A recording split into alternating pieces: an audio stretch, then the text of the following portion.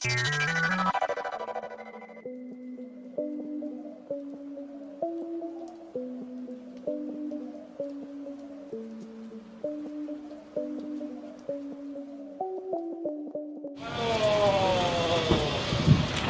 salam gini aja. Halo, halo, halo Bang. Oh ini yang mau masuk ya Arapaimanya ya? Oh. Ada 1,20 meter. Lebih, 1,5. Hampir 1,5. Ini ikan atasnya berarti ya, hanya Arapaima. Dari 100% dominan ikan mana nih? Atas berapa? Atas bisa dibilang 70. Oh, lebih banyak daripada bawah.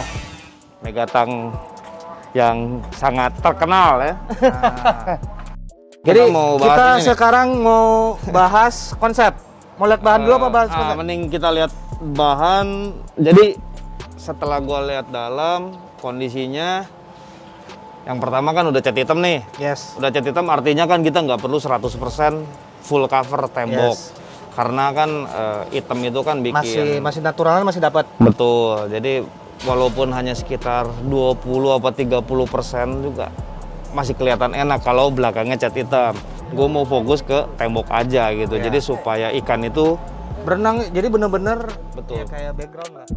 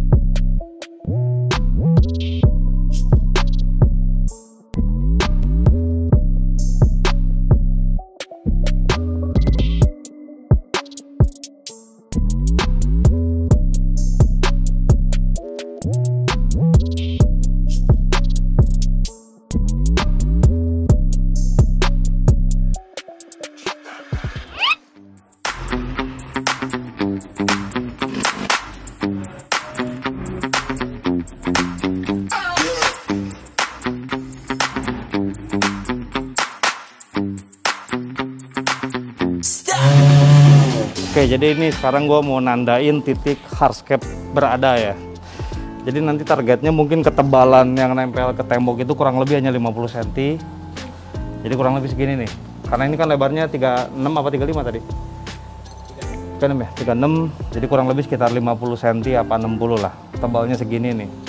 Jadi ini ceritanya kayak semacam pohon ya. Pohon ini titik mulanya dari tengah.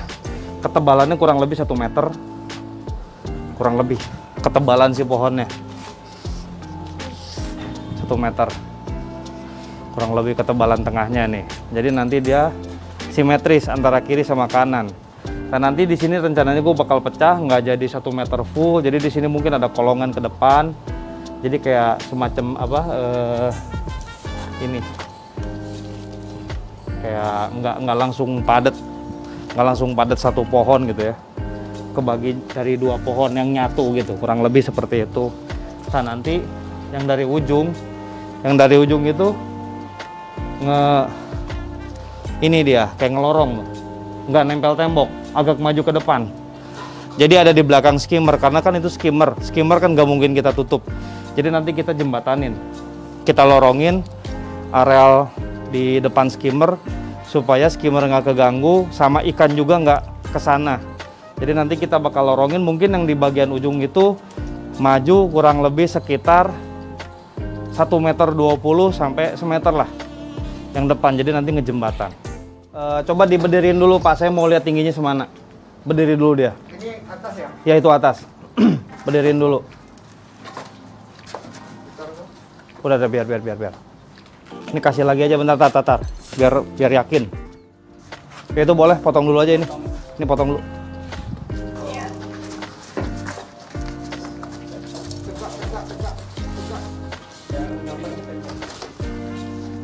Tahan yang ini nih, tahan yang ini, tahan dia.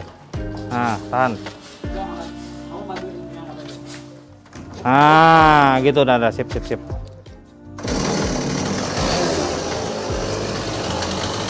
Aduh.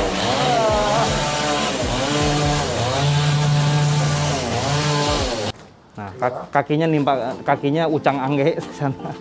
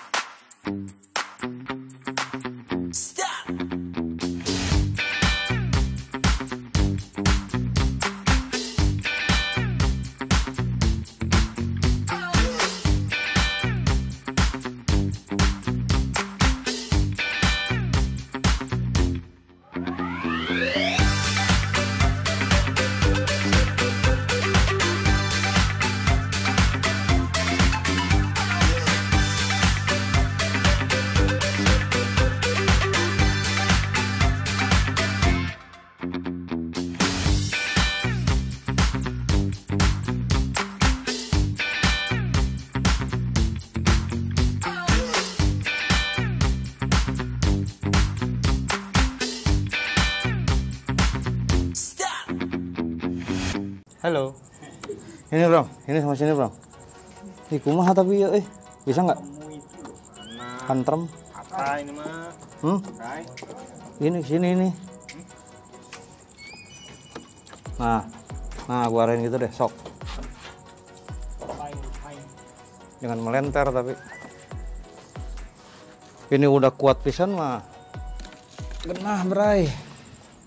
Tinggal terakhir sodok sini kan, wis. Sudah santai ini.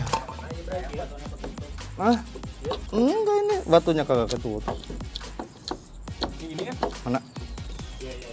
Wah, tuh nggak bisa. Kalah atau apa? Bunyi. Meledak. Kena mental dia. Santigi emang suka gitu, meledak.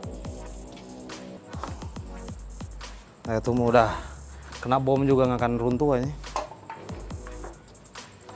Waduh, ini udah cakep sekali ini, tinggal potong ini. Terbalik Pak Jeffrey. Oh, enggak apa-apa ini, coba bagus ini. Hah? Terbalik tadi. Itu ada covernya lagi satu dan kita cari.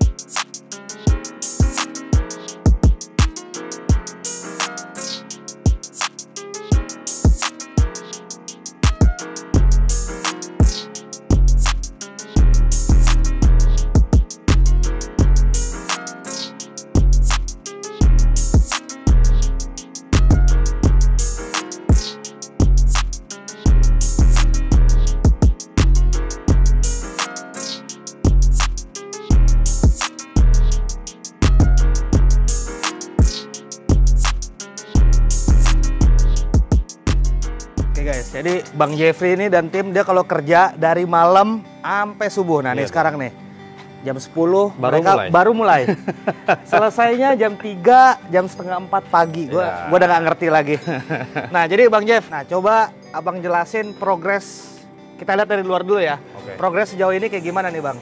Oke, jadi hari pertama dari kedatangan gua ke sini, Bang, concern dipilih material terbaik yang mau masuk ke sini nih.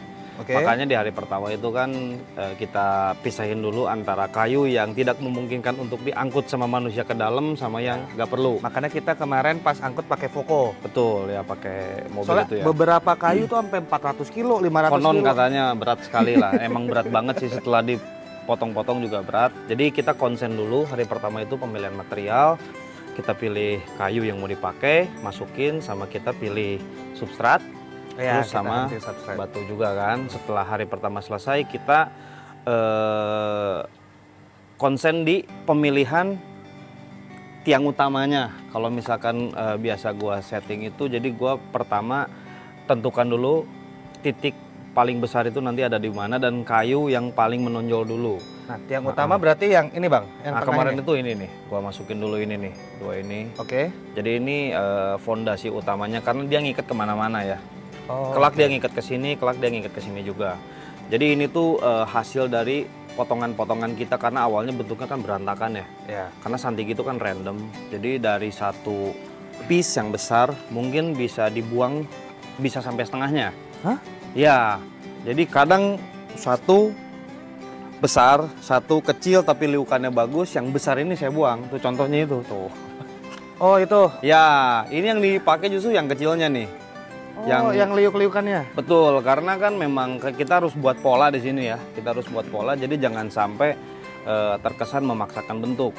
Kecuali sifatnya hanya sebagai penebalan. Kalau penebalan nggak masalah. Kalau kayu besar begini kan nggak mungkin kita pakai untuk penebalan karena kan volume dia juga udah sangat besar sekali. Makanya kita itu nggak bisa dibuat jadi kayak tiang gitu, terus mereka yang lain duduk di kayu itu nggak bisa? Nggak bisa, karena dari awal juga ini di dalam ini memang udah yang besar-besarnya, jadi gua rasa udah cukup, nggak perlu lagi ada penambahan yang besar seperti ini. Karena tiang utama juga kalau bisa, maksudnya dari titik nol itu udah ada bentuk. Jadi kita nggak terlalu capek buat nutupinnya, detail dan lain-lain. Udah begini tinggal ngikutin. Ya, tinggal ngikat sama ngerapin lah. Nah, jadi hari pertama itu fokus di kita tentukan kayu mana yang mau dipakai, kita letakin, kita potongin. Nah, hari kedua baru mulai desain. Dalam artian kita bikin pola berapa persen ke kiri, berapa persen ke kanan ya. Jadi kan kemarin kita udah sempet atur kita mau bikin desain seperti apa. Jadi tetap ritmenya ini masih tetap dipertahankan, jadi dari tengah ke kiri dan ke kanan nyari simetris. Cuma di tengah jalan gua ngerasa kayaknya nggak bisa terlalu simetris mulai dari satu sini, karena nggak enak juga ngelihatnya, kan terlalu kaku. Ke satu kaku, kedua ini dia dilihat dari kita ngelihat juga nggak enak karena ini lebih panjang. Panjang banget ini tanknya, jadi enggak maksudnya seandainya tingginya ini 2,5 meter baru bisa satu pohon tangannya ke kiri dan ke kanan bentangannya 8 meter bisa. Cuma karena ini tinggi hanya 1,7 karena kan gua batasin di sini kan tinggi air ya. Tinggi air 1,7 ya. Jadi terkesan malah aneh. Makanya kenapa gua putuskan satu di sini mulai. Nah, jadi nggak langsung dari sini ke sini, nggak gua buat sebagian dari sini. Jadi supaya dimensinya masih kelihatan nyambung. Oke, jadi ini PR berikutnya nih dari proses finishing. Jadi kan di sini ada bottom drain yang di cover pakai Matala ya.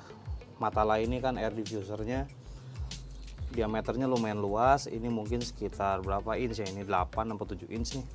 Nah, jadi gimana caranya kita nutupin supaya view dari luar ini nggak kelihatan dia. Cuma tidak mengganggu fungsinya, karena fungsi dia kan bottom drain yang sifatnya nyedot kotoran dari dasar. Makanya di sekeliling ini nanti kita paten supaya kerikil-kerikil kecil ini nggak masuk ke sedot. Jadi kita nanti bakal bikin sebuah barrier, entah itu dari batu atau dari kayu. Yang penting ke satu fungsi nggak kredus, yang kedua view masih enak dilihat gitu. Jadi perlu banyak detailing lagi. Ini step berikutnya ya. Jadi ada 1, 2, 3, 4 lah, total 4 bottom drain yang harus ditutup.